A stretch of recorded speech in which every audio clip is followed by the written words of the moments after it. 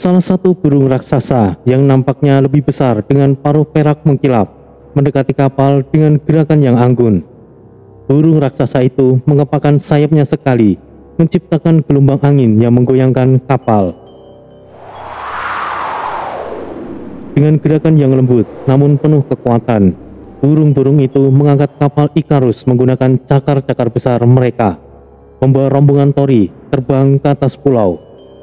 Di puncak pulau, sebuah pelabuhan udara yang megah terbentang, dibangun dari kayu putih dan dihiasi bulu-bulu emas besar di setiap sudutnya. Tempat itu bersinar memukau di bawah matahari. Di ujung pelabuhan, seorang wanita anggun berdiri dengan mahkota bulu emas yang berkilauan. Daun biru langitnya melambai tertiup angin, menciptakan kesan keagungan yang sulit dilukiskan. "Apakah itu Ratu Bira?" ucap Yuda dengan pelan. Yang lainnya yang sudah bertemu dengan Bira tentunya biasa saja. Ratu Bira melangkah maju dengan senyum lembut namun penuh wibawa. Suaranya tenang namun tegas saat menyambut mereka. "Kalian datang lagi kemari, dan kali ini aku melihat wajah baru. Nenek, aku gagal menemukan ibu," ucap Diva dengan sedih. "Sudahlah, jangan menyesali itu. Sekarang kedatangan kalian kemari pastinya memiliki kesiapan yang lebih, bukan?" "Maaf Nyonya Bira, tempat ini membuat kami pangling. Kami pergi belum cukup lama, tapi perubahan di sini sudah sangat luar biasa. Ngomong-ngomong, di mana Changlong?" tanya Tori. "Naga tua itu sudah pergi beberapa puluh tahun yang lalu. Tidak perlu heran, waktu di sini bisa berubah dengan sangat cepat. Kedatangan terakhir kalian kemari itu setidaknya sudah 100 tahun atau lebih yang lalu." Namun, ketika Bira pandangannya jatuh kepada Korra, pengawal pribadi Yuda, matanya membelalak. "Nora, bukankah itu?" "Ampuni aku yang mulia. Aku meninggalkan pulau untuk melindungi Yuda dan melaksanakan misiku. Tapi aku tidak menyangka akan menemukan pecahan kerajaan burung di sini." Sebelum Bira menjawab, pandangannya tertuju pada seorang wanita lain di belakang rombongan, Nyi Balau, pengawal Jinta. Mata Bira melebar lebih besar dan suaranya tercekat. "Balau, anakku. Ibu, aku. Pertemuan itu penuh emosi. Bira memeluk Balau dengan air mata di matanya. "Aku pikir aku tidak akan pernah bisa bertemu denganmu lagi." Setelah momen mengharukan itu, Ratu Bira membawa rombongan Tori ke ruang pertemuan besar di puncak pulau. Ruangan itu dihiasi dengan peta-peta besar yang menggambarkan wilayah sekitar, termasuk kawasan Bermuda yang penuh bahaya. Bira menjelaskan dengan nada yang serius. "Kawasan Bermuda adalah salah satu tempat yang paling berbahaya di dunia. Arus lautnya kuat dan tidak bisa ditebak. Dihuni oleh pusaran air besar dan makhluk laut yang ganas. Tanpa kunci arus waktu, mustahil menemukan jalan menuju pulau Atlantis. Tidak perlu menebak-nebak, aku tahu semuanya tujuan kalian." Bira menunjukkan peta yang lebih detail, menggambarkan pola arus laut yang lebih rumit. "Di sini, arus berubah setiap jam. Bahkan jika kalian berhasil melewati pusaran, ada penjaga dari makhluk legenda, Kokyotus." Tori mengangguk, menggenggam kunci arus waktu di tangannya. "Kami siap untuk menghadapi apapun, Kokyotus ataupun pusaran. Kami akan sampai ke Pulau Atlantis." Bira tersenyum tipis. "Klan burung tidak akan membiarkan kalian pergi tanpa persiapan. Aku akan menyediakan persediaan, senjata, dan informasi penting untuk perjalanan kalian." Kemudian, para burung-burung raksasa mengantar mereka kembali ke kapal Ikarus yang kini telah dipenuhi dengan persediaan dan senjata baru. Bira berdiri di tepi pelabuhan, memberikan salam terakhir. Semoga angin klan burung melindungi perjalanan kalian. Dunia bergantung pada keberhasilan kalian. Aku akan tinggal di sini dan menunggu kalian, sahut Cinta. Aditya dan Diva juga tinggal di klan burung karena kondisi mereka masihlah sangat lemah. Terima kasih Ratu Pira, dan untuk kalian, kami pasti akan kembali. Tunggulah kami, balas Tori sambil memberikan hormat. Dengan itu, burung-burung raksasa melepaskan kapal mereka ke udara, membiarkan angin membawa mereka menuju kawasan Bermuda. Kapal melesat dengan kecepatan tinggi, meninggalkan pulau klan burung yang megah. Perjalanan mereka menuju pusat arus waktu ini dimulai. Kapal Ikarus ini melaju meninggalkan pulau klan burung, membawa Tori, Desta, Jaka, Bon, Misael, Yuda, Yito, dan Rama menuju pusat kawasan Bermuda. Cinta, Aditya, dan Diva memilih tinggal di pulau klan burung. Laut di kawasan Bermuda berubah drastis. Ombak tinggi menggulung kapal dengan keras, sementara pusaran air besar muncul tiba-tiba, seolah mencoba menarik kapal ke dalam. Suara gemuruh air memekakkan telinga, disertai badai mendadak yang membuat layar kapal robek sebagian. Angin berputar menghempaskan kapal dari berbagai arah. "Tahan kemudi, jangan biarkan kapal terseret!" seru Tori dengan tegas. Yuda mengikat tali layar yang berkibar liar, sementara Rama memegang kemudi dengan sekuat tenaga. "Angin ini tidak wajar!" teriak Rama, berusaha melawan tarikan pusaran air. Tori berdiri di dek kapal, memegang kunci arus waktu yang memancarkan cahaya biru terang. Ia mengangkat kunci itu tinggi-tinggi. Kunci itu bergetar, lalu memancarkan lingkaran cahaya besar yang menyelimuti kapal. Gelombang energi biru itu menenangkan pusaran air di sekitaran kapal, menciptakan jalur sempit yang lebih aman untuk dilewati. Namun, badai masih belum selesai. Langit gelap memekat, kilat menyambar tanpa henti, dan dari dalam pusaran air, bayangan besar muncul. Seekor makhluk laut raksasa dengan tubuh bersisik hijau gelap dan mata merah menyala melompat dari air, menyemburkan air asin ke kapal. Tubuhnya mulai melilit ke tiang kapal, menghancurkan sebagian dek dengan cakar tajamnya. "Makhluk jahanam apa itu?" seru Bon bersiap untuk melawan. "Itu seperti Leviathan, makhluk penjaga kawasan ini," tegas Yuda. Tori dan Desta segera maju. "Ayo kita beraksi, Des!" ucap Desta dengan nada penuh keyakinan. Keduanya menggabungkan elemen api dan petir. Desta menyalakan api besar di tangannya, sementara Tori memanggil petir yang menyambar di udara. Dengan gerakan yang serempak, mereka mengarahkan energi gabungan ke arah Leviathan. Ledakan besar terjadi, menciptakan percikan cahaya yang menyilaukan. Leviathan meraung kesakitan, namun masih bertahan. "Tidak cukup, kita butuh perlindungan tambahan." Misael berdiri di tengah kapal, melantunkan mantra kuno Papua dengan nada rendah namun penuh kekuatan. Suaranya menggema, menciptakan pelindung energi hijau yang mengelilingi kapal. Sementara itu, Bon menggunakan kekuatannya untuk memperkuat pelindung itu. "Ayo teruskan, kita hampir sampai!" Leviathan mencoba menyerang lagi, namun pelindung itu berhasil menahan serangannya. Dengan kombinasi kekuatan semua elemen, mereka akhirnya melewati pertahanan makhluk laut tersebut. Ketika mereka tiba di pusat Bermuda, lautan tiba-tiba tenang, gelombang besar menghilang, dan angin berhenti. Namun, sesuatu yang lebih luar biasa terjadi. Lautan perlahan terbelah, menciptakan lingkaran besar berwarna biru terang di tengahnya. "Hei, lihat itu!" seru Rama menunjuk ke arah lingkaran cahaya yang memancar dari dasar laut.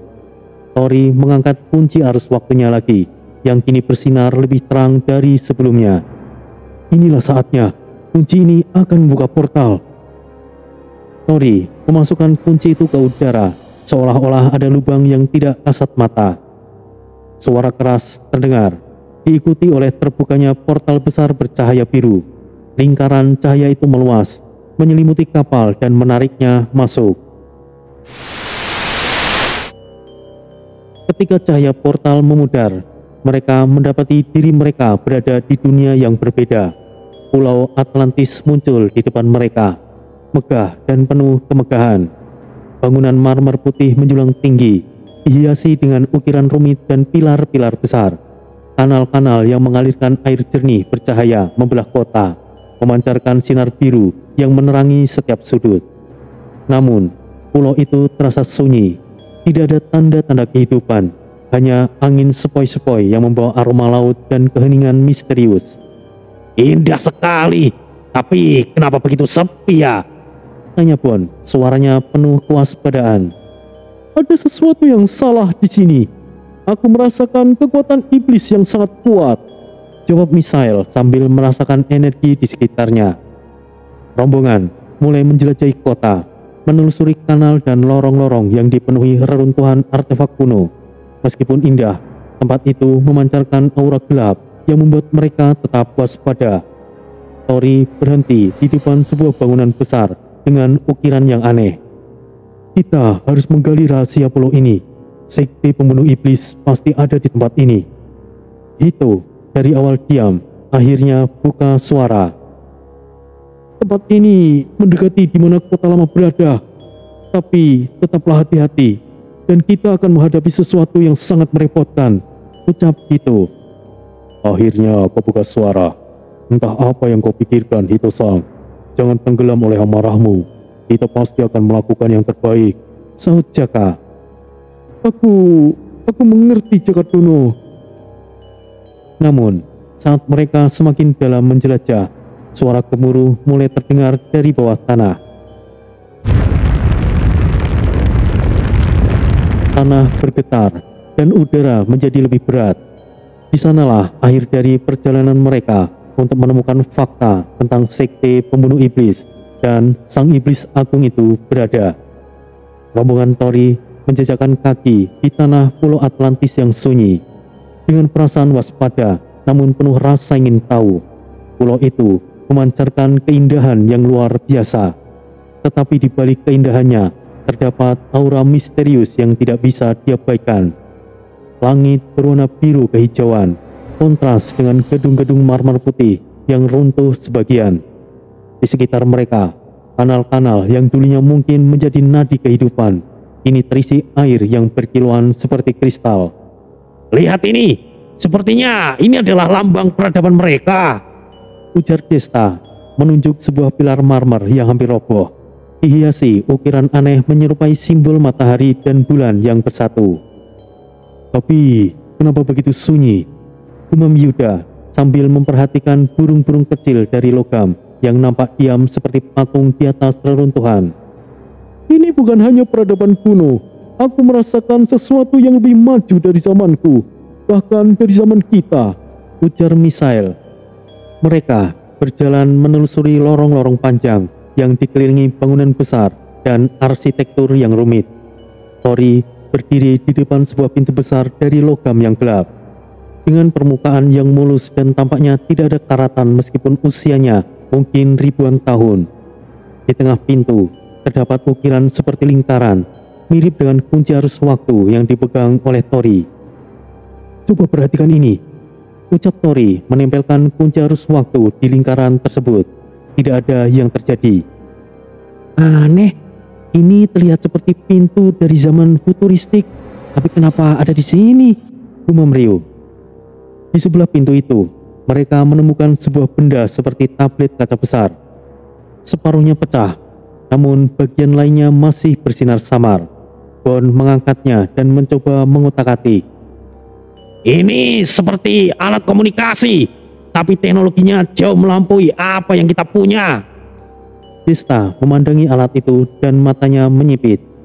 "Bagaimana bisa seperti ini ada di sini? Peradaban Atlantis seharusnya sudah lama hilang, kan?" Mereka melanjutkan perjalanan ke dalam lorong yang lebih gelap. Lantai batu yang licin memantulkan cahaya biru dari lampu kristal di dinding. Tori mengambil obor kecil dari tasnya, tetapi ketika ia menyalakannya, api itu nampak memancarkan warna biru, bukan oranye seperti biasa. Api ini aneh, Des. Ya, kau benar, Dul. Tunggu dulu. Aku merasa kita sedang memasuki sesuatu yang penting.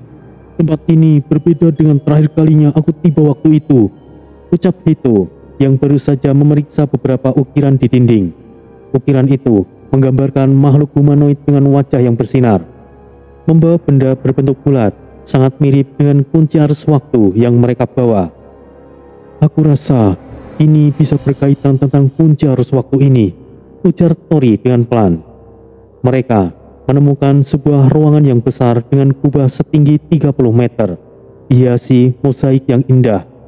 Di tengah ruangan terdapat sebuah meja besar yang penuh dengan artefak, jam pasir raksasa, pecahan cermin yang berkilauan, dan beberapa benda yang tidak dapat mereka identifikasi. Bon mengambil pecahan cermin itu. Ini memantulkan bayanganku, tapi kenapa ada sosok lain di belakangku? Ah, jahanam! Bon menjatuhkan cermin itu dengan kaget. Suaranya menggema di seluruh ruangan. Tenanglah, Bon.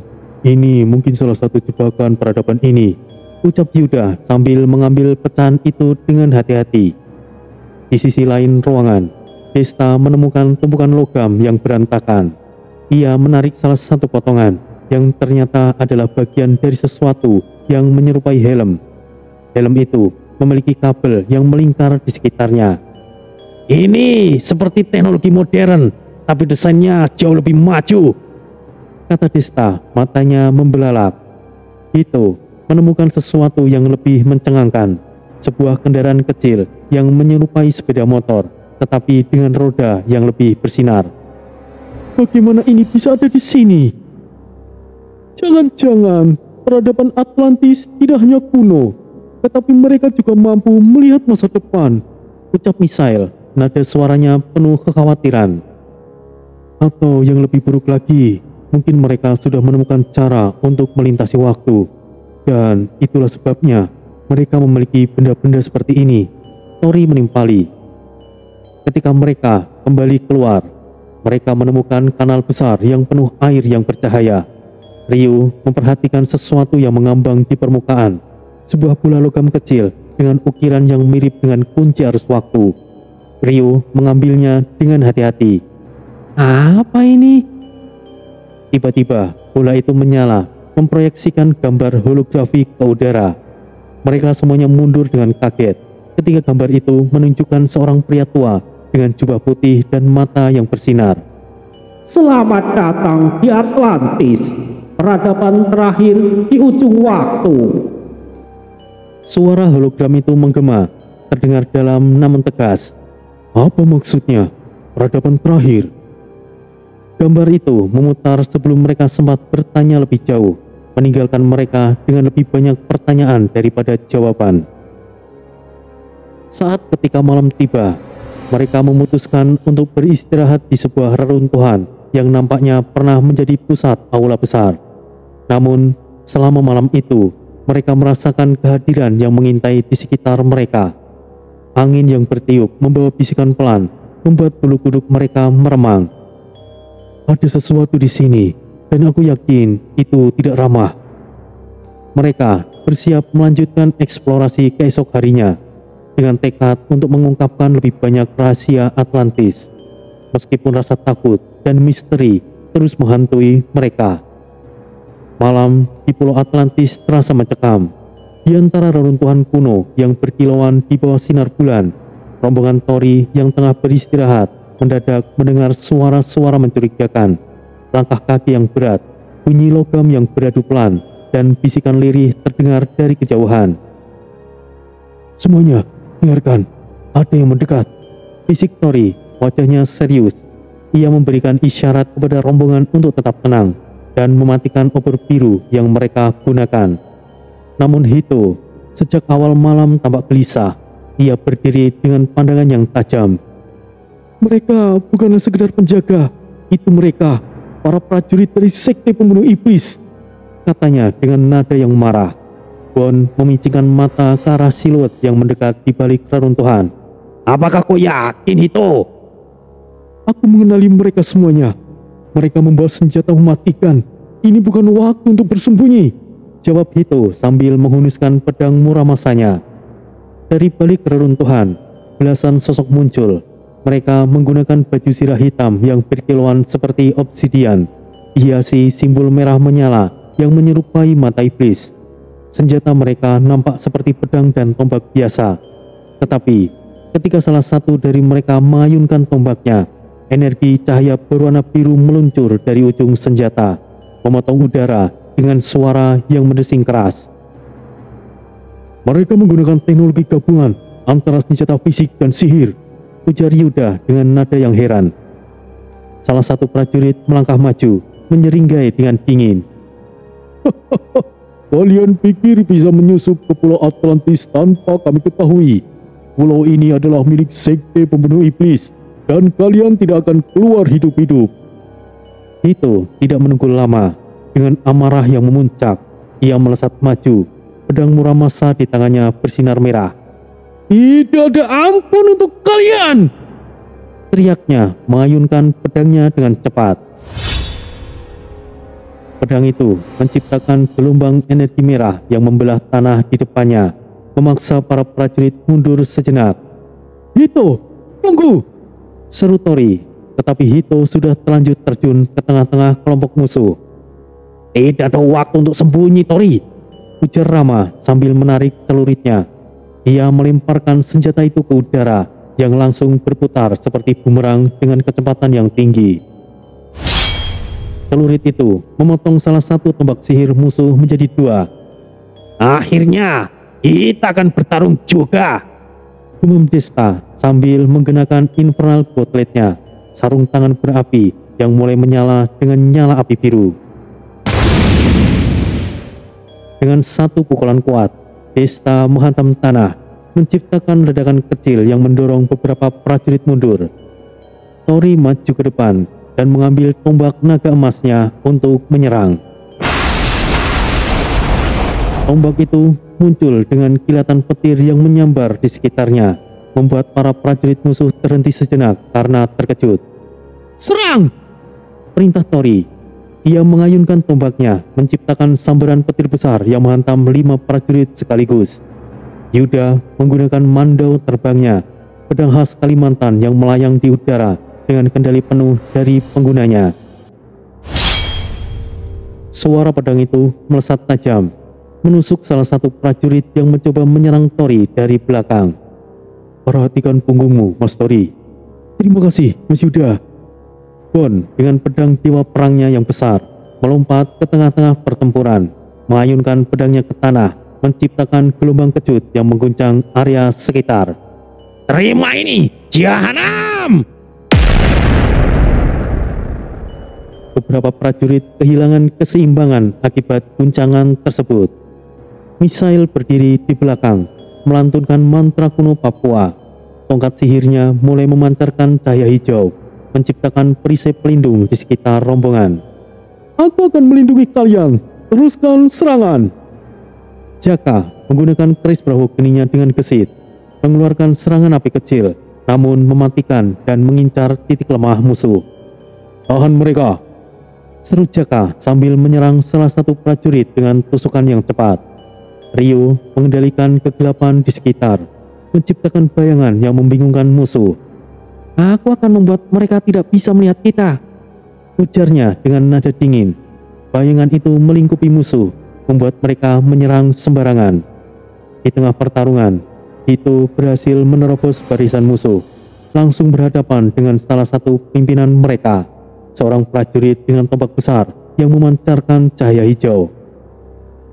Kau pikir bisa mengalahkanku dengan pedang musang itu, ha?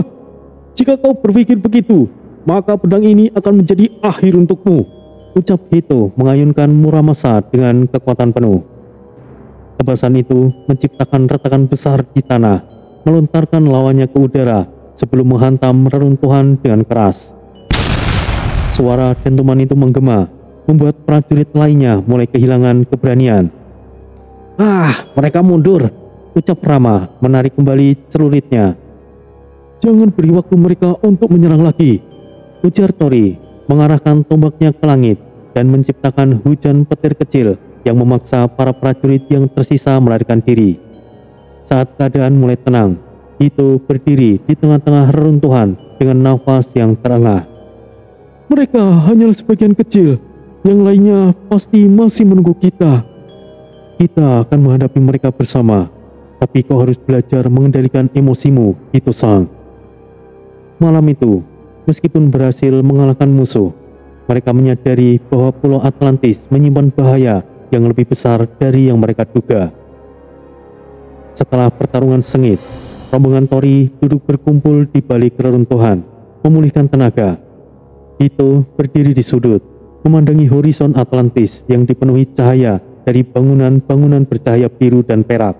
Ia nampak gelisah. Pulau ini bukan hanya sekedar tempat misterius. Ini adalah kawasan terlarang yang dijaga dengan ketat oleh sekte pembunuh iblis. Jika kita tetap di sini terlalu lama, kita hanya akan memancing lebih banyak prajurit, ucap Ito akhirnya memecah keheningan. Rio, yang sejak tadi sibuk berkomunikasi dengan salah satu prajurit bayangannya, berdiri dan menoleh ke arah rombongan. Aku sudah mengirim prajurit Mara untuk mengikuti musuh yang kabur, dan sudah kembali dengan informasi. Kita tahu di mana pusat kerajaan kota lama berada. Jika begitu, kita bergerak sekarang. Kita tidak punya banyak waktu. Rombongan akhirnya berjalan perlahan di antara reruntuhan dan kanal-kanal kuno, mencoba menghindari patroli musuh. Langit malam Atlantis berpendar biru keperakan, memberikan suasana damai namun penuh bahaya. Sesekali, suara langkah berat prajurit sekte pembunuh iblis terdengar menggema di kejauhan. Semuanya, diam! Mereka ada di sini! Bisik Bon ketika mereka mendengar suara tombak sihir yang menyeret tanah di dekat mereka. Mereka segera bersembunyi di balik pilar-pilar besar yang penuh dengan ukiran kuno. Salah satu prajurit musuh berhenti, matanya menyipit seolah menyadari sesuatu. Namun, sebelum ia bisa bertindak lebih jauh, Rio melambaikan tangannya dengan cepat. Bayangan gelap merayap dari bawah kakinya dan melilit prajurit itu dan membuatnya terdiam. Ayo, kita lanjutkan. Kita tidak bisa terus mengandalkan keberuntungan. Apa kau yakin kita bisa masuk ke kota itu tanpa pertarungan besar? Ujar Desta menoleh ke arah Tori. Tori menggenggam kunci arus waktu di tangannya. Kristal biru kecil terus bersinar dengan lembut. Kunci ini bisa membuka jalan, tapi kita harus sampai di dinding kota lebih dahulu, Dul. Setelah beberapa jam perjalanan, rombongan tiba di pinggiran pusat kota lama. Di hadapan mereka, dinding besi berkilau menjulang tinggi, hampir seperti cermin raksasa yang memantulkan cahaya bulan. Energi misterius memancar dari dinding-dinding itu, seolah melindungi sesuatu yang sangat penting di dalamnya. Mustahil kita bisa menerobos secara langsung jika dindingnya setebal ini, ujar Yuda sambil mengamati dinding tersebut. Ia mengetuk permukaannya dengan mandaunya, tetapi suara yang muncul bukanlah suara logam biasa. Dinding itu beresonansi dengan frekuensi yang tinggi, membuatnya nyaris tidak tersentuh. Apakah ada jalan lain? Tanya Bon, wajahnya sangat serius. Kita tidak butuh jalan lain. Kunci ini bisa membuka celah dimanapun, bahkan dinding seperti ini, jawab Tori sambil maju ke depan. Ia memegang kunci arus waktu di tangannya dan memfokuskan energinya. Tori mengangkat kunci itu dan cahaya biru menyilaukan memancar darinya. Dengan kekuatan arus waktu, bukakan jalan untuk kami. Cahaya dari kunci itu memancar, membentuk lingkaran bercahaya di dinding. Perlahan, bagian dinding itu mulai bergetar dan membuka celah yang cukup besar untuk mereka masuki. Luar biasa, tapi kita harus bergerak cepat. Energi ini pasti akan menarik perhatian mereka, gumam Misael. Mereka melangkah ke dalam celah yang terbuka, dan pemandangan kota di baliknya langsung membuat mereka terdiam. Kota lama Atlantis adalah gabungan luar biasa antara peradaban kuno dan teknologi modern. Bangunan-bangunan menjulang tinggi dengan arsitektur marmer putih dihiasi lampu-lampu bercahaya biru. Kanal-kanal air bersih mengalir di antara jalanan yang terbuat dari batu halus. Sementara platform mekanis melayang di udara mengangkut barang dan beberapa orang.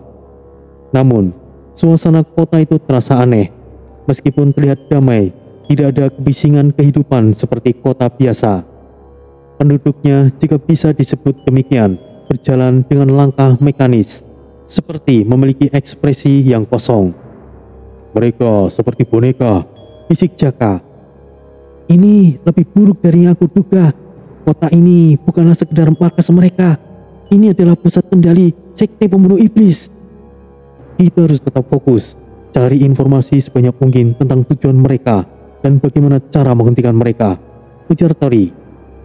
Saat menjelajahi kota, mereka menemukan tanda-tanda teknologi yang jauh melampaui apa yang ada di dunia luar.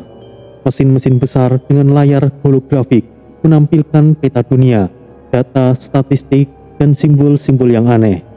Salah satu layar menunjukkan gambaran pulau Atlantis yang memancarkan energi merah di pusatnya. Mereka sedang merencanakan sesuatu. Energi ini bukan dari alam. Ini adalah energi iblis, ujar Misael sambil memeriksa layar tersebut. Desta menunjuk sebuah lorong besar di depan mereka. Kita harus mencari pusat kota. Di sana pasti ada sesuatu yang lebih besar. Namun, sebelum mereka bisa melangkah lebih jauh, suara alarm tiba-tiba menggema di seluruh kota. Sial, kita ditemukan, seru Yuda menghunus mandaunya. Rombongan Tori langsung bersiaga.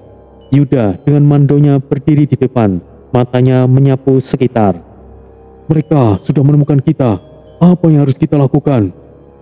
Namun, Ito yang berdiri di belakang mengamati dengan seksama. Ia menurunkan pedangnya perlahan.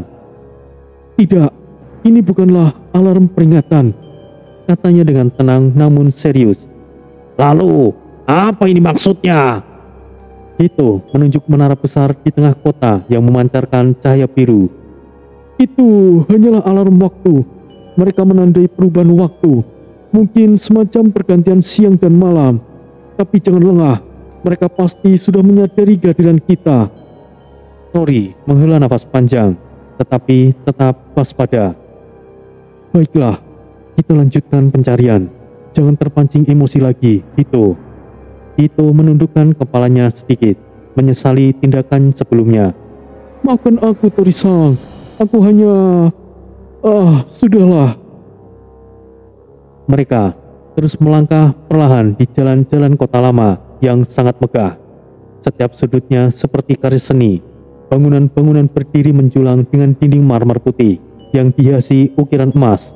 Sementara air mengalir melalui kanal-kanal kecil yang bersih dan bercahaya. Warga kota berjalan dengan tenang.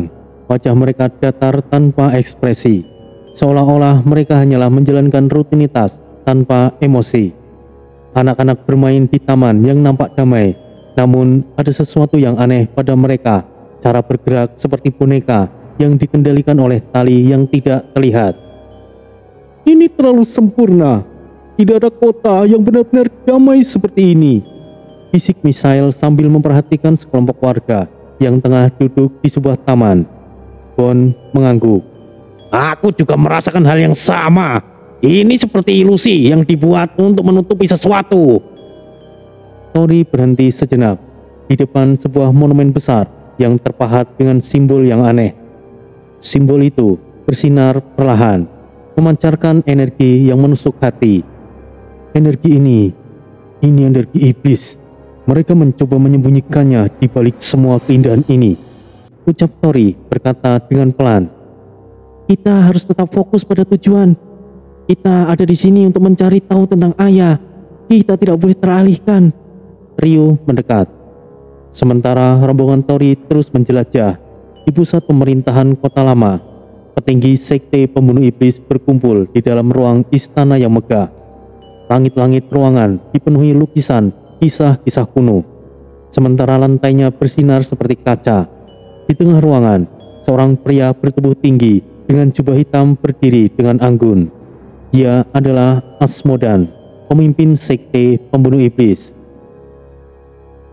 Rombongan itu sudah menyusup cukup dalam. Mereka nampaknya mencari sesuatu, mungkin informasi tentang ayah, ucap salah satu petinggi. Asmodan tersenyum tipis. Suaranya tenang namun penuh wibawa. Biarkan mereka. Jangan ada yang menunjukkan tanda-tanda bahwa kita sadar akan kehadiran mereka. Salah satu petinggi, seorang wanita dengan mata yang tajam bernama Lilith, menatapnya dengan skeptis. Apakah itu bijak, Asmodan? Mereka bisa saja menemukan sesuatu yang seharusnya tersembunyi. Asmodan melambaikan tangannya perlahan, seolah menenangkan mereka. Itu tidak penting. Kota ini adalah perangkap yang jauh lebih canggih daripada yang mereka bayangkan. Semakin lama mereka di sini, semakin besar kemungkinan mereka lengah. Kita hanya perlu menjaga kedamaian ini nampak nyata. Rencana kita sudah berjalan dengan baik. Ia menatap semua petinggi dengan dingin. Berikan perintah kepada bawahan kalian. Pastikan kota ini tetap terlihat damai. Jangan ada yang membuat mereka curiga. Setelah beberapa waktu, rombongan Tori tiba di pusat kota, di mana terdapat menara besar yang memancarkan cahaya biru terang ke langit. Mereka berhenti di depan bangunan itu, terpana oleh kemegahannya. Ini pasti pusat kendali mereka. Kita harus masuk ke dalam, gumam Yuda. Namun Tori mengangkat tangannya, menghentikan mereka. Tidak, kita tidak bisa sembarangan. Tempat ini pasti penuh dengan jebakan. Kita hanya perlu mencari jalan lain untuk mendapatkan informasi, Des. Mungkin melalui warga atau bangunan lain. Aku bisa mengirimkan pasukan Mara untuk menyusup ke dalam menara itu. Dia bisa mendapatkan apa yang kita butuhkan tanpa membuat kita terbunuh. Tori mengangguk. Baik, tapi kita tetap bergerak. Jangan terlalu lama di suatu tempat. Saat mereka melanjutkan perjalanan, suasana kota semakin terasa aneh. Warga tetap bergerak seperti biasa, tetapi kehadiran rombongan Tori sama sekali tidak mendapatkan perhatian. Mereka bahkan tidak peduli kita berada di sekitar mereka. Ini semakin aneh, ujar Bon. Misail memeriksa sekitar, mengamati dengan setiap detailnya. Ini bukanlah kota biasa. Segala sesuatu di sini terlalu teratur. Itu yang sejak tadi diam akhirnya berkata dengan suara yang rendah. Aku tidak suka ini. Kota ini adalah perangkap. Kita semuanya harus berhati-hati. Tori memandang semua anggota rombongan dengan serius. Tetaplah waspada. Jangan percaya apapun yang kalian lihat di sini. Kita belum tahu apa yang sebenarnya mereka rencanakan. Dalam keheningan yang penuh ketegangan, mereka melanjutkan perjalanan tanpa menyadari bahwa setiap langkah mereka diawasi dari balik bayang-bayang kota. Apa yang nampak seperti damai hanyalah kedok dari sesuatu yang jauh lebih berbahaya. Langit di kota lama selalu nampak bersih tanpa awan, bercahaya lembut dengan gradasi biru keemasan yang tidak pernah berubah. Seolah waktu berhenti di sana. Bangunan-bangunan megah dari marmer putih dan baja berkilau membentuk jalanan yang tertata sempurna. Dengan kanal-kanal bercahaya biru mengalir terang di antaranya. Penduduk kota lama berjalan dengan wajah penuh senyuman, berpakaian rapi dalam balutan kain modern yang sentuhan tradisional. Mereka menyapa rombongan Tori dengan ramah, tanpa tanda kecurigaan sedikit pun. Ini benar-benar terlalu sempurna. Aku tidak suka ini. Dunia tidak seharusnya setenang ini.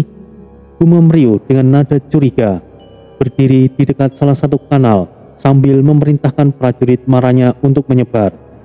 Tori yang berdiri di sampingnya mengangguk sambil memandang kanal yang bercahaya lembut. Tetap waspada Mas Ryu. Tapi untuk saat ini, biarkan semua menikmati peran mereka. Kita butuh waktu untuk mengumpulkan informasi tanpa menarik perhatian. Setiap anggota rombongan mulai berbaur dengan penduduk, mengambil pekerjaan sesuai bakat mereka. Rama, dengan kemampuan tangannya yang cekatan, ia diterima bekerja di sebuah proyek konstruksi besar. Ia membantu membangun menara tinggi dengan struktur baja dan kaca. "Wah, ini seperti teknologi masa depan," bisiknya sambil memahat lempengan baja menggunakan alat pemotong canggih yang belum pernah ia lihat sebelumnya. Jaka, yang terkenal sebagai ahli masak di rombongan, ditawari bekerja sebagai koki di sebuah rumah makan yang menyajikan makanan aneh tetapi lezat. Lihat ini, rasanya seperti gabungan rempah dunia lama dan sesuatu yang berasal dari luar angkasa, ucapnya sambil memegang bumbu yang berkilauan seperti kristal. Yuda, dengan karisma dan naluri tajamnya, bergabung sebagai penjaga keamanan di salah satu distrik. Ia memantau jalanan menggunakan perangkat seperti helm virtual yang mampu mendeteksi energi seseorang. "Teknologi ini benar-benar gila," gumamnya saat helm itu menunjukkan denyut energi spiritual dari setiap orang di sekitarnya. Rio menerima pekerjaan sederhana sebagai kurir barang. Ia memanfaatkan kesempatan itu untuk menyelidiki setiap sudut kota, memetakan jalur dan bangunan yang penting. Hari-hari berlalu dengan damai. Mereka yang bekerja mulai menikmati kehidupan di kota lama. Setiap pagi, suara lonceng lembut terdengar dari menara pusat, menandakan dimulainya hari. Penduduk kota beraktivitas tanpa rasa tergesa-gesa, seolah waktu tidak mempengaruhi mereka. Di rumah makan, Jaka sibuk mengolah masakan dengan teknik yang baru ia pelajari, sementara pelanggan mengantri dengan tertib, menikmati aroma harum yang menggoda. Di sisi lain, Rama mulai merasa puas dengan hasil pekerjaannya. "Bangunan ini akan selesai dalam waktu 2 minggu," katanya kepada mandornya, seorang pria dengan wajah yang ramah dan suara yang lembut. Yuda, yang awalnya curiga, mulai merasa nyaman dengan rutinitasnya. "Tidak ada kejahatan di sini, tidak ada kerusuhan. Ini seperti surga," pikirnya saat berpatroli di malam hari. Namun, tidak semua merasakan damai. Tori, Desta, Bon, dan Hito memilih untuk tidak berbaur terlalu dalam. Mereka mengamati dari kejauhan, mencoba mencari petunjuk tanpa menarik perhatian. "Tempat ini seperti perangkap. Semua ini terasa. Semuanya terlalu sempurna," ujar Bon sambil duduk di atas salah satu bangunan tinggi. "Aku setuju, Bang Bon. Tanpa bukti, kita hanya bisa menunggu," balas Desta, menyalakan api kecil di tangannya yang nampak redup dibandingkan dengan cahaya kota. Sementara itu, Hito bertindak sendiri, menyelinap ke area terlarang yang ditandai dengan simbol-simbol aneh. Ia berjalan melalui lorong sempit di bawah kota, di mana dindingnya terbuat dari batu gelap yang tidak serasi dengan kemegahan di atas. "Aku tahu tempat ini menyimpan rahasia," gumamnya memegang pedang Muramasa dengan waspada. Di permukaan, suasana kota benar-benar damai. Pasar-pasar penuh dengan warga yang membeli barang-barang aneh seperti kristal bercahaya, perangkat kecil yang memancarkan suara musik. Anak-anak bermain di sepanjang kanal, sementara burung-burung mekanik berwarna perak berterbangan di langit. Namun, Rio menyadari sesuatu yang aneh. "Aku sudah mengantarkan barang ke berbagai lokasi, tapi tidak ada satupun yang kelihatan seperti pabrik ataupun tempat produksi. Semua barang di sini, dari mana asalnya?" Seiring berjalannya waktu, bahkan Rio, Yuda, dan lainnya mulai merasakan kenyamanan hidup di kota itu. Keindahan, ketenangan, dan keramahan penduduk perlahan mengikis kewaspadaan mereka. Namun Tori tetap diam sambil memandang menara pusat kota yang memancarkan cahaya biru terang ke langit. "Ini bukanlah kedamaian yang nyata. Kita sedang diawasi, tapi aku tidak tahu dari mana," gumamnya dengan pelan. Di sebuah kamar tempat mereka berkumpul, Tori akhirnya berbicara. "Dengarkan, kita tidak boleh terlena. Ada sesuatu yang tidak beres dengan tempat ini." Itu yang baru saja kembali dari penyelidikannya menatap Tori dengan wajah serius. "Aku menemukan sesuatu. Ada lorong di bawah kota ini, dan aku yakin Itu menuju tempat di mana mereka menyembunyikan rahasia terbesar mereka.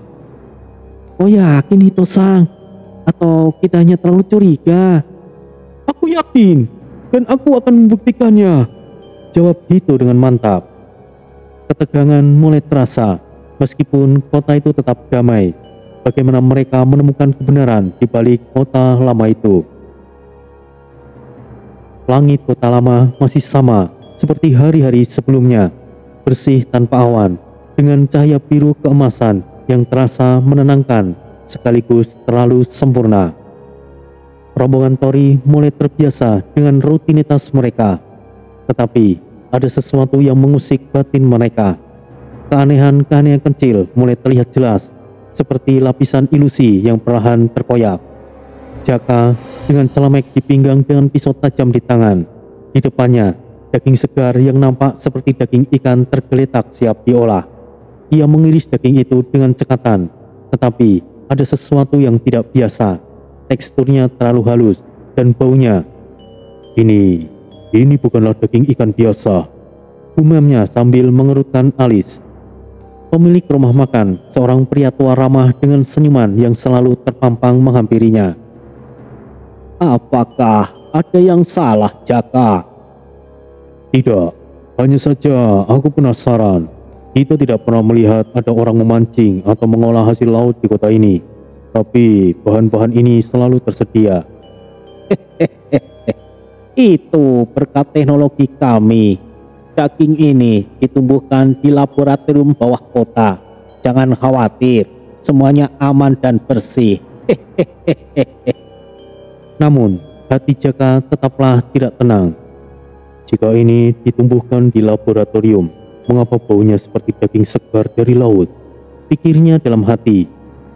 Di lokasi konstruksi, Rama berdiri memandangi balok baja yang tampak bercahaya lembut. Ia mengetukkan perlahan dengan alat di tangannya. Suara terlalu ringan untuk baja, tetapi kekuatannya melebihi logam apapun yang pernah ia temui. Seorang mandor menghampirinya tersenyum lebar. Luar biasa bukan? Ini bahan konstruksi yang hanya bisa ditemukan di kota ini. Kita menyebutnya besi cahaya, tahan api, tahan gempa, dan tidak akan pernah berkarat. Tapi aku pernah melihat bahan seperti ini sebelumnya. Dari mana bahan ini berasal? Kata Rama, mengingatkan reruntuhan kuno yang mereka temui di Atlantis. Hahaha, itu rahasia kota. Fokus saja pada pekerjaanmu. Yuda mulai memperhatikan sesuatu yang ganjil. Setiap malam, ia berpatroli melewati distrik-distrik kota. Penduduk selalu ramah menyapa, tetapi wajah-wajah yang ia lihat tidak pernah sama. Mereka terlalu terlihat baru. Kemana orang-orang sebelumnya? Bisiknya suatu malam. Ia berdiri di sudut jalan yang sepi. Seorang pria tua yang biasa ia lihat duduk di bangku taman tidak lagi ada di sana. Sebagai gantinya, seorang wanita muda berdiri di tempat yang sama, memandang langit dengan senyuman kosong. Ketika ia bertanya kepada rekan kerjanya, seorang penjaga lokal, pria itu hanya mengangkat bahu. Oh, mungkin mereka pindah ke distrik lain. Itu biasa di sini. Tapi bagaimana mungkin setiap hari ada orang yang pindah? Mana aku tahu. Di kota ini segalanya mungkin. Sementara itu, Rio sibuk dengan pekerjaannya sebagai kurir. Ia mengantar paket ke alamat yang sama berkali-kali. Tetapi setiap kali penerimanya berbeda. Ini benar-benar aneh, gumamnya sambil menyerahkan sebuah kotak kecil bercahaya kepada seorang pria muda di pintu. Terima kasih, Kak. Ujar pria itu tersenyum lebar sebelum menutup pintu. Namun ketika Rio menatap ke arah jendela, pria itu sudah tidak terlihat. Saat ia kembali ke pusat distribusi, ia bertanya kepada pengawasnya. Pak, kenapa penerimanya selalu berbeda meskipun alamatnya sama? Mungkin keluarga besar tinggal di sana. Jangan terlalu banyak bertanya, Rio. Fokus saja pada pekerjaanmu. Tapi Rio tidak bisa menghilangkan perasaan bahwa sesuatu sedang disembunyikan darinya. Hito menyelidiki sendiri. ia kembali ke lorong gelap di bawah kota yang pernah ia temukan sebelumnya. Dengan muramasa di tangan, ia menelusuri jalur sempit itu dengan langkah hati-hati. Aku yakin ini bukanlah bagian dari kota. Gumamnya menyentuh dinding yang terbuat dari batu kasar. Berbeda dari marmer halus di atas, lorong itu dipenuhi simbol-simbol aneh yang bersinar samar dalam kegelapan. Suara gema langkahnya terdengar di sepanjang lorong. Namun, ia berhenti ketika suara langkah kaki lain di belakangnya. Dengan cepat, ia bersembunyi di balik sudut. Pedangnya terhunus, tetapi ia tidak tahu siapapun, hanya keheningan yang mencekam. Malam itu, mereka kembali berkumpul di sebuah rumah kecil yang mereka sewa bersama. Tori duduk di tengah, mendengarkan laporan dari setiap anggotanya. Tori, ada yang tidak beres di kota ini. Bahan masakanku bukan berasal dari sumber alami, kata Jaka dengan tegas. Begitu juga denganku. Saat aku bekerja, ada beberapa bangunan yang aku gunakan terlalu mirip dengan reruntuhan di Atlantis, tambah Rama. Penduduk sering menghilang, dan selalu ada wajah baru yang menggantikan mereka. Ini membuatku cemas, ujar Yuda. Keanehan juga sering aku rasakan. Ketika aku mengirim sesuatu, penerima barang yang kukirim selalu berbeda, meskipun alamatnya sama. Itu yang duduk di sudut ruangan hanya berkata pelan. Ada sesuatu di bawah kota ini, sebuah lorong yang bukan bagian dari tempat ini. Tori menghela nafas, menatap mereka satu persatu. Kita tidak boleh terlena. Mereka membuat segalanya terlihat sempurna untuk menipu kita. Kita harus mencari tahu apa yang sebenarnya terjadi di sini, dan kita harus bertindak dengan cepat.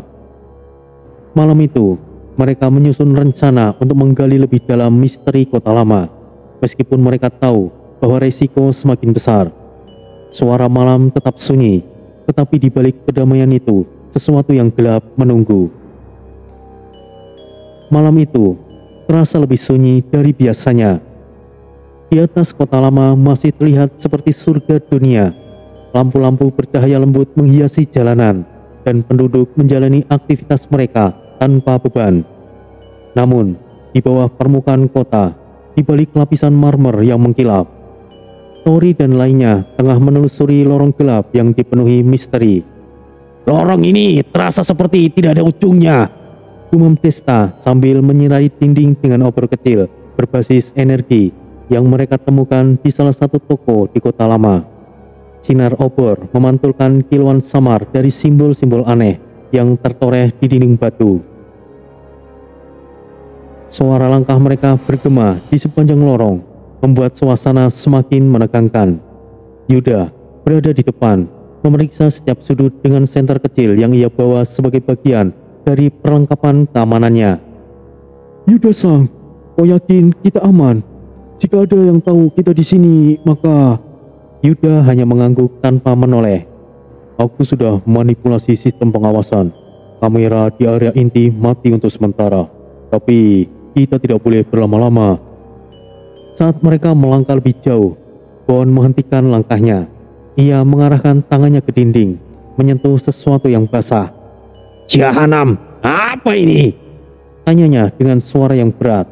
Desta mendekat dan menyinari dinding dengan obornya. Cairan merah gelap mengalir pelan dari celah di batu. Tidak mungkin, ini darah manusia. Gumam Tori, wajahnya berubah tegang. Bagaimana nih bisa, Des? Dari mana asalnya? Desta bertanya, matanya penuh dengan kengerian. Kita harus terus maju. Aku tidak suka ini, tapi kita tidak bisa berhenti sekarang. Aku yakin ada para jahanam di sana. Kemudian mereka melanjutkan perjalanan dengan langkah yang semakin hati-hati. Bau amis mulai tercium di udara, semakin kuat seiring mereka mendekati ujung lorong. Suara langkah mereka terasa lebih berat di tengah keheningan. Itu maju ke depan. Ada pintu di sana. Di ujung lorong, sebuah pintu besar dari logam hitam berdiri dengan ukiran aneh di permukaannya. Di tengahnya, sebuah lambang berbentuk lingkaran dengan simbol-simbol yang menyerupai mata berjejer melingkar. Lambang ini Aku pernah melihatnya di reruntuhan Atlantis. Bisik Tori mendekati pintu dengan hati-hati. Ini semacam segel, Tori-san. Tapi tidak ada penguncian fisik. Kita hanya perlu mendorongnya, ujar Hito mengamati simbol itu lebih dekat. Dengan usaha bersama, mereka mendorong pintu logam yang berat itu. Bunyinya menggema di lorong ketika pintu terbuka perlahan. Bau yang sangat menyengat segera menyeruak, membuat mereka semuanya menutup hidung. Di balik pintu, mereka menemukan sebuah ruangan besar berbentuk kubah. Dinding-dindingnya dipenuhi dengan tabung-tabung kaca besar yang menyala dengan cahaya biru pucat. Suara listrik berdesis pelan di tabung-tabung tersebut. Di dalam setiap tabung, tubuh manusia mengambang di dalam cairan biru kehijauan. Mereka terlihat seperti tidur, tetapi tubuh mereka nampak tidak utuh. Beberapa kehilangan anggota tubuh, sementara yang lain memiliki luka sayatan besar di dada mereka. Semua orang membeku di tempat, menatap pemandangan mengerikan di depan mereka. Tori maju perlahan, mendekati salah satu tabung. Ia menyentuh permukaannya, dan tiba-tiba mata orang di dalam tabung itu terbuka. Suara mekanis terdengar, dan tabung itu mulai bergetar. Orang di dalamnya nampak bergerak-gerak, seolah berusaha untuk keluar. Namun, sebelum sesuatu terjadi, getaran itu berhenti, dan mata orang itu kembali tertutup. Ini seperti peternakan manusia. Mereka memperlakukan manusia seperti ini. Untuk apa? Gumam Desta, suaranya gemetar. Bon mengepalkan tinjunya. Jahanam! Aku sudah bisa mengira tempat apa ini. Mereka melanjutkan perjalanan melewati ruangan itu dan menemukan jalur produksi besar di belakangnya. Di sepanjang jalur itu, tubuh-tubuh manusia dipindahkan dari satu alat ke alat lain, dipotong dan diolah seperti barang. Itu menunjuk ke sebuah monitor besar di dinding. Di layar itu, sebuah video menunjukkan proses pembuatan makanan di kota lama. Ternyata, semua makanan yang mereka konsumsi berasal dari tubuh-tubuh tersebut. Sial, daging itu bukan daging ikan. Itu daging manusia. Jaka bergumam, matanya melebar. Yuda memukul dinding dengan keras. Kita harus menghentikan ini. Apapun yang mereka lakukan di sini, ini tidak bisa dibiarkan. Tori mengangguk, wajahnya penuh dengan ketegangan. Tapi, kita tidak bisa bertindak gegabah. Kita perlu menemukan cara untuk menghancurkan ini tanpa memicu alarm. Jika mereka tahu kita semuanya sampai di sini, kita semuanya akan menjadi sasaran. Lalu apa rencanamu, Tori? Kita harus mencari sumber utama sistem ini, tempat di mana semua ini dikendalikan, dan kita harus melakukannya dengan cepat sebelum mereka menyadari kita ada di sini. Dengan hati yang berat dan tekad yang semakin kuat, mereka melanjutkan perjalanan di lorong itu, menyadari bahwa kebenaran di balik kota lama lebih gelap dari yang pernah mereka bayangkan. Di atas kota terlihat damai, tetapi di bawah, sebuah neraka tersembunyi, menunggu untuk terungkap sepenuhnya. Lorong yang kini gelap bergetar halus, menandakan sesuatu yang besar akan segera terjadi. Tori dan yang lainnya berdiri diam di depan jalur produksi yang sangat mengerikan. Hati mereka penuh tekad untuk menghentikan operasi di bawah kota lama. Namun, Misael tiba-tiba menghentikan langkahnya.